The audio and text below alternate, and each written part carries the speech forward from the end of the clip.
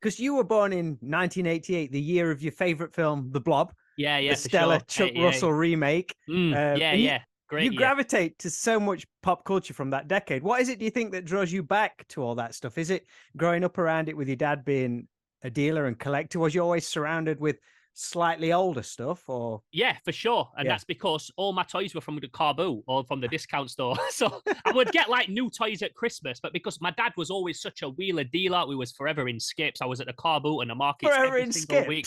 I'm still like, I can't walk past the Skip now. We're having a look, see if there's anything in there that's worth pulling out. That's what I'm a Skip rat. I always will be. I could be a millionaire and I'll still rub the next Skips. I'm always looking for videos in Skips outside somebody's asses. VHS, an old rack, an old unit, some toys, whatever, or something I can sell and buy old toys. Like I'm always like that. I'll never not be, even if I don't want to be.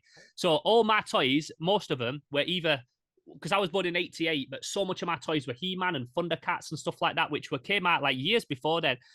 There was still stuff coming out towards the late 80s, like the Ninja Turtles and things, but a lot of my toys were primarily from like the mid to early 80s because they were from car boots and things. So that's why I gravitate towards that so much. And it's not even a case of like, oh, I don't think it is anyway. I don't think it's a case of like, oh, I only like that stuff because it's nostalgic. I just like the style and the design and the plastics used and the way that they look and the feel that they have more than the stuff that's out now. Just the packaging and everything. Yeah, the whole package. And like I said, whether it's toys or clothing or movies, it's just, I just gravitate to that era because I just think it's way cooler. It's not because, oh, I think the time that we live in now, I don't like it and I don't relate to it. There's some things obviously I don't like. There's lots of things, but I don't relate to none of it. But the 80s to me is just an 80s and the late 70s is just an era that just really, really speaks to me because I just aesthetically, it's just pleasing to me in many ways. It's got a soul that we don't have anymore. Everything's so authentic then, like a lot of them movies, a lot of the stuff that comes out now, movies and toys and everything, it's all like either a throwback to something that's already existed or it's piggybacking off something else that's popular. And the 80s still did that. There's 100 Rambo remakes, knockoff films and stuff, but they still had like mad authenticity and soul to them, that they wasn't just like, oh, we're doing this because at the minute superhero films are popular, so let's just keep making superhero stuff. It were like they were throwing a lot of shit at the wall back then to see what sticks. Can I swear on this show? Is that okay? You can swear as much as you want. Okay. Well, I expected you to be swearing. Okay. Well, I was a college teacher for years as well, so I cannot swear and talk. I can do these Zoom calls without swearing. But yeah, they were just throwing a lot of stuff at the walls to see what sticks. Again, with the toy thing, there's lots of like real inventive, crazy toys that were coming out at the time in the late 70s and 80s.